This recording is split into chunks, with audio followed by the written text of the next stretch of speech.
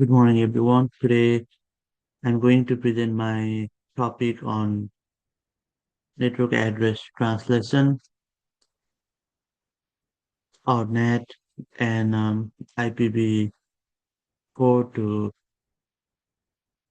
IPv6 transition method. This topic is very important in computer networking because it explains how the internet has been able to handle the growing number of connected devices. In this presentation, I will first explain what NAT is and how it works, then discuss why IPv6 was introduced, and finally explain the different methods used to transition from IPv4 to IPv6.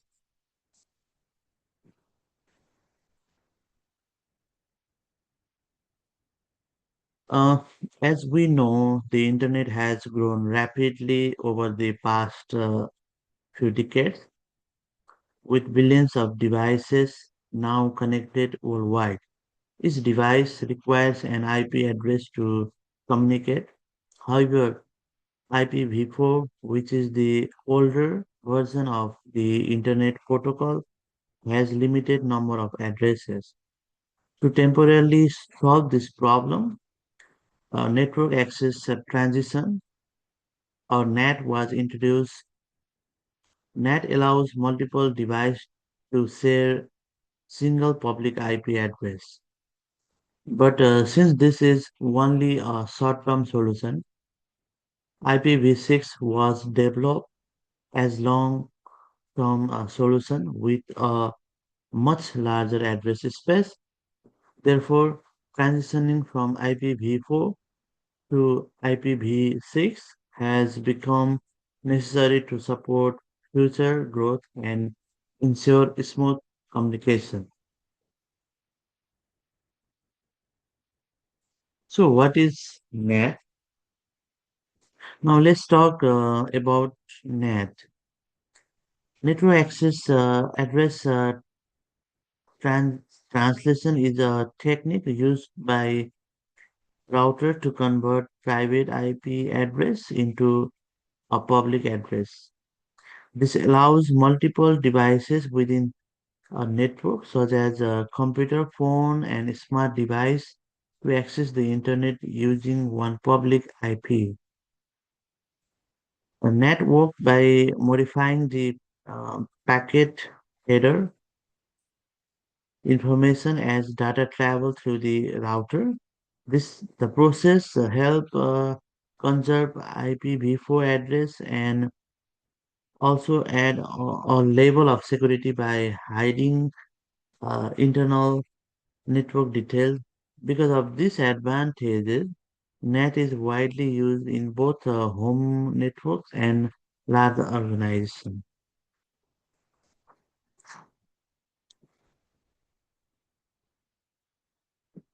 So there are three main type of NAT. First one is static NAT, where one private IP address is mapped to one public IP address. The second type is dynamic NAT, where a pool of public IP address is used and assigned as needed. And the third one is, which is very common, port address translation, also known as PAT. In PAT, multiple devices share a single IP address, but different port numbers are used to distinguish between them. This makes PAT very efficient and widely used in everyday networking environment.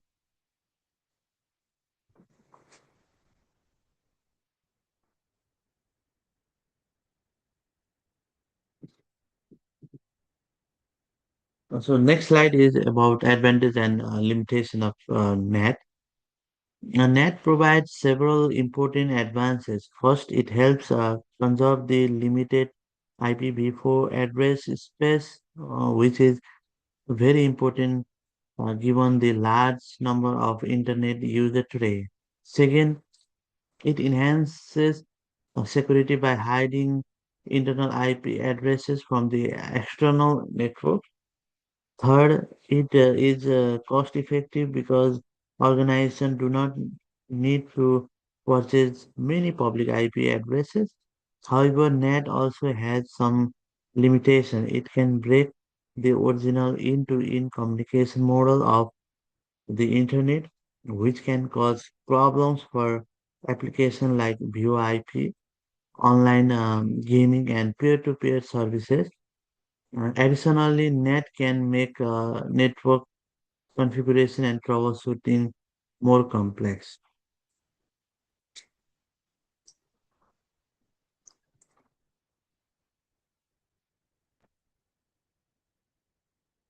The next slide is about need for IPv6.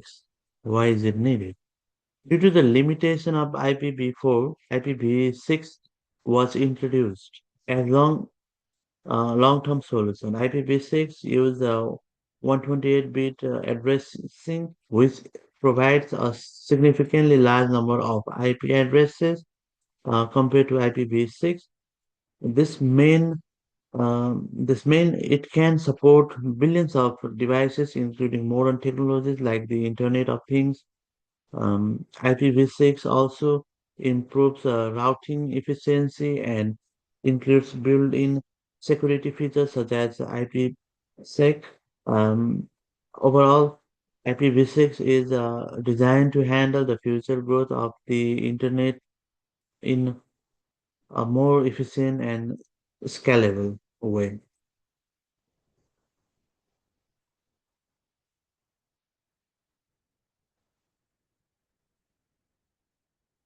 The slide is about IPv4 to IPv6 transition method. Since IPv4 and IPv6 are not directly compatible, several transition methods are used. The first method is dual stack, where a device run both IPv6 and IPv4 at the same time. This allows them communicate with both type of network. The second method is tunneling, where IPv6 packets are encapsulated within IPv4 packet travel through IPv4 network. The third method is translation,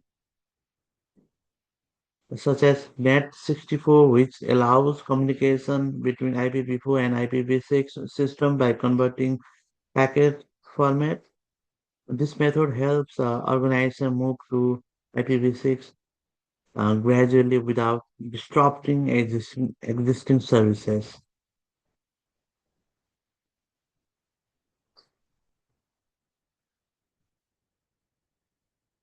Now, the third slide is about challenges in transition.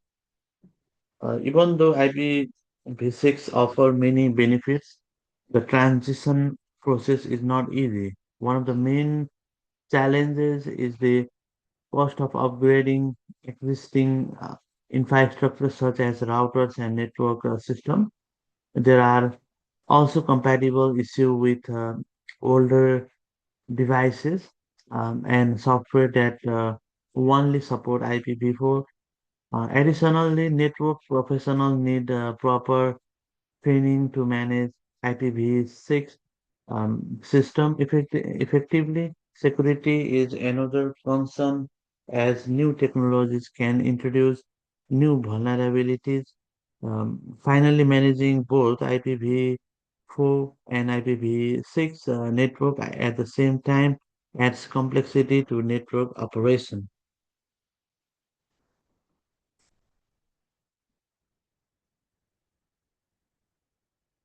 So finally, we are going to conclude this presentation. To conclude, network address translation has played a very important role in extending the life of IPv4 by conserving address space and providing basic security. However, IPv6 offer a permanent solution to the problem of limited IP address and support future internet growth.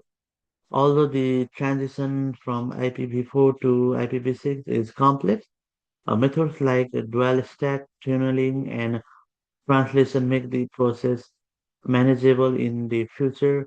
Full adoption of IPv6 will be essential for supporting the increasing number of devices and ensuring efficient global communication. Thank you.